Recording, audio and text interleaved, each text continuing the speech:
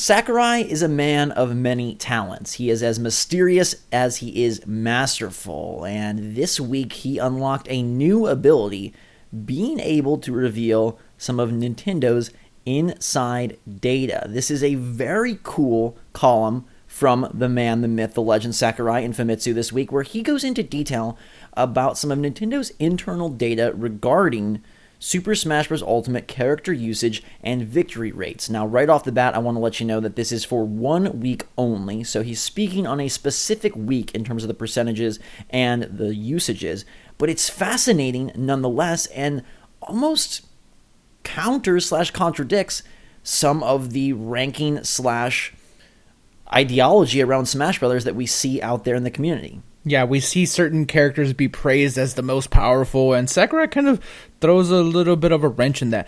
First of all, though, I do want to thank Nintendo Everything for providing this translation that we're going to be getting this information from here, Zach. But let's get into some of these percentages. And definitely let us know in the comments down below how you feel about Sakurai's claims of balance, and if you buy into this idea that the game is really much more equal than some think. All right, so this is for the week of December 30th to January 5th.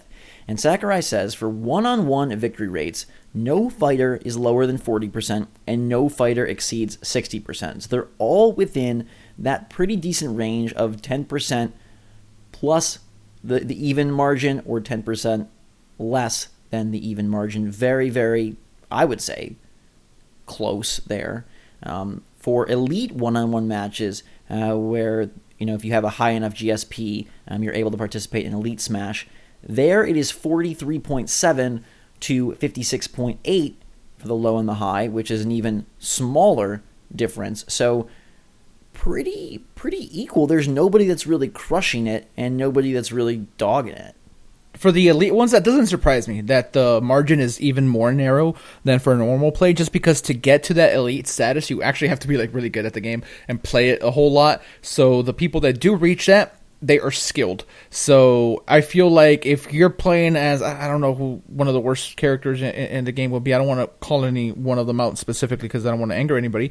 But if you play let's say one of the lower tier ones and I play one of the higher tier ones, in Elite, it's not going to make as much of a difference because the skill level is so high on both ends there.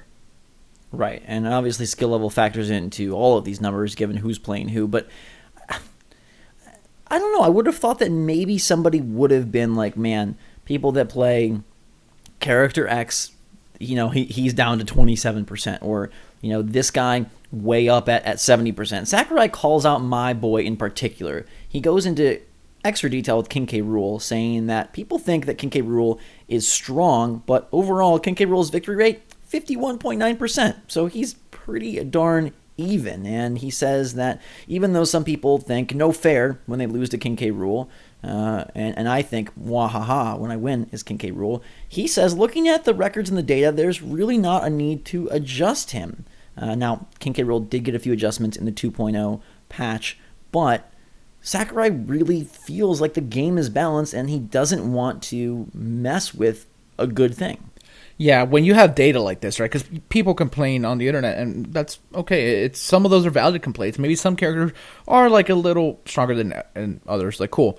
That's going to happen when you have a roster of this size. Some characters are naturally going to be better. It wouldn't be fun if every character was the exact same. So as long as they keep these margins within the percentages they're at now, like you said, 10 plus or minus on either way, I feel like that's super balanced. And, King K was thought of as kind of OP. So some of his moves were really powerful, right? But he still loses about half the time. So, right. Yeah, maybe there's not a whole lot to fix there. And there will be changes, clearly. He does say that Ganon is one of the favorites for Elite, right? And I told you since the very beginning that Ganon is, super, super strong. But, as these numbers say, he doesn't necessarily stand out. It doesn't feel like anyone stands out as, truly, truly top of the litter.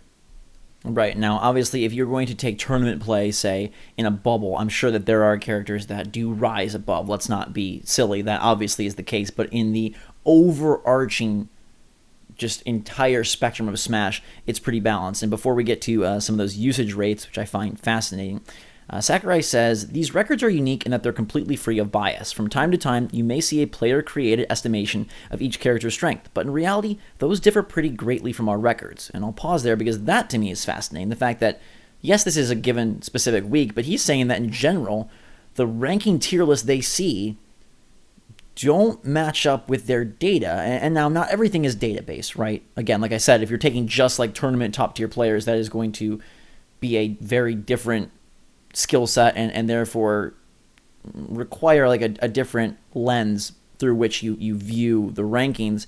But he goes on to say that there are characters that tend to be given a lower rank in the grand scheme of things, but truth be told, they sometimes end up coming close to surpassing even the highest ranked characters. This was also the case in previous entries in the series.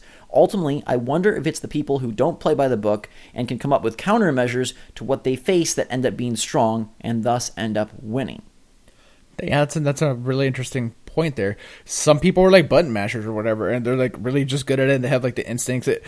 That's the amazing thing about Smash, right? Like, unless you're like a professional, a really, really good Smash player and a new Smash player like can still like have a lot of fun, and it feels like the person that's not as experienced with Smash is still going to have a chance no matter what, because that's the way the game is built.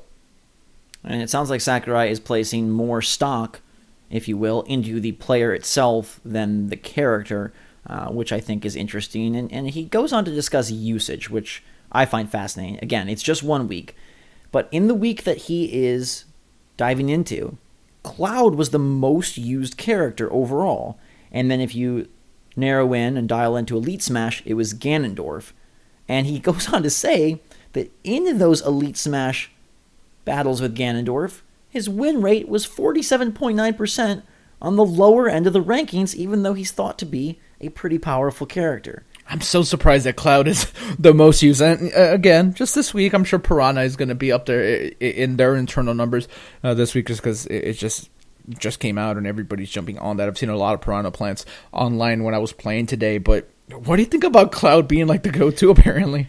I mean, this is the week after Christmas, so you got to figure there's a bunch of new players who are opening the game for the first time, and this is the most used character. Is that saying that Final Fantasy is just that amazing? Is it that a bunch of people just got Cloud before other characters? Is it that people think he's super strong with his sword-wielding smashes? I'm befuddled by this, and granted, it is just 1 week, but I would have never guessed that Cloud would be the top of any week. Of any week, he's a pretty popular character, and he was like pretty like decently high up on tier lists that I've seen and stuff like that. And I don't know, maybe he was like super like good in Smash for Wii U.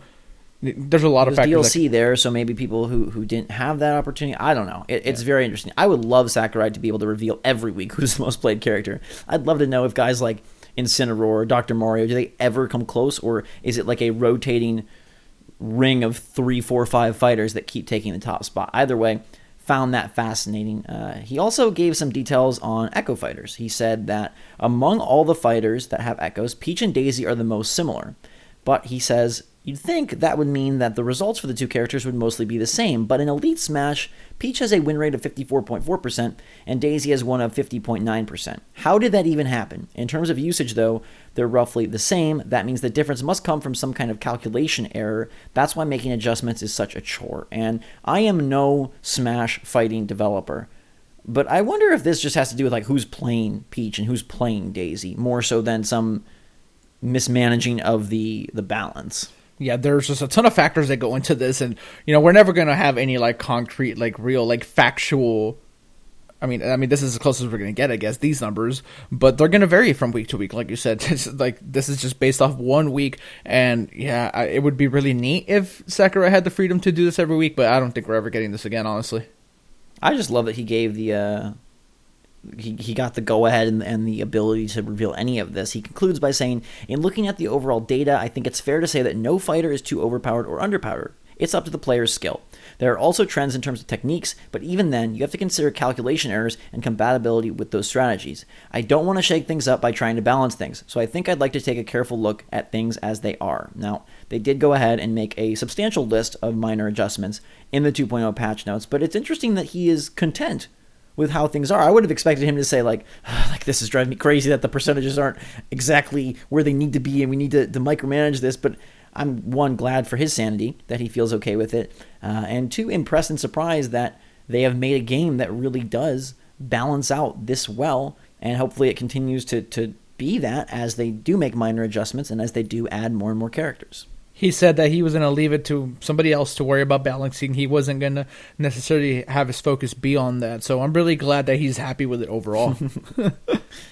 Indeed. So a lot to dig through there, but the main points are that Smash is balanced, and it's based on player skill more so than a specific tier list, at least in the eyes of Sakurai. How do you feel about that? Do you agree? Do you disagree?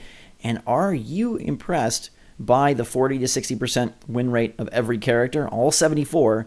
And how do you feel about Cloud taking the week of December, December 29th through January 5th? Very impressive. A little round of applause for the Final Fantasy VII Hero Boy. In the meantime, though, everybody, thanks so much for watching. Hit that like button if you enjoyed the video, and stay tuned for whatever Smash brings us next. I noticed that I saw that they removed some of the code names from the game. So either they're covering their tracks or there was nothing to see in the first place. We'll have to keep our eyes and ears peeled for whatever comes soon. Until that time, everybody, thanks for watching. For myself and Gabe, a fantastic day. SwitchForce out.